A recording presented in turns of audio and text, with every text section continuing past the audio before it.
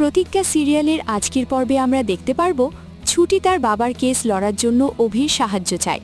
অভি তাকে সাহায্য করতে রাজি হয়, তবে তার বদলে সে একটি অদ্ভুত শর্ত দেয়, তাদের আইনিভাবে বিয়ে করতে হবে। এটি কোনো ভালোবাসার সম্পর্ক নয়, বরং একটি কন্ট্রাক্ট ম্যারেজ বা চুক্তিবদ্ধ বিবাহ। উর্মি তার বাবাকে বাঁচানোর শেষ চেষ্টা হিসেবে এই শর্তে রাজি হয়, তবে সে স্পষ্ট করে দেয় যে এই সম্পর্কটি কেবল একটি পুতুল খেলা হবে, যেখানে কোনো ভালোবাসা বা বিশ্বাস থাকবে না।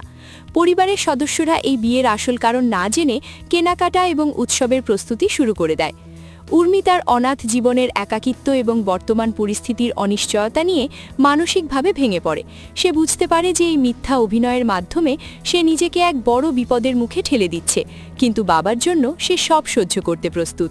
গল্পের অন্য প্রান্তে হিরণময় এবং তার সহযোগীরা একটা গভীর ষড়যন্ত্রে লিপ্ত।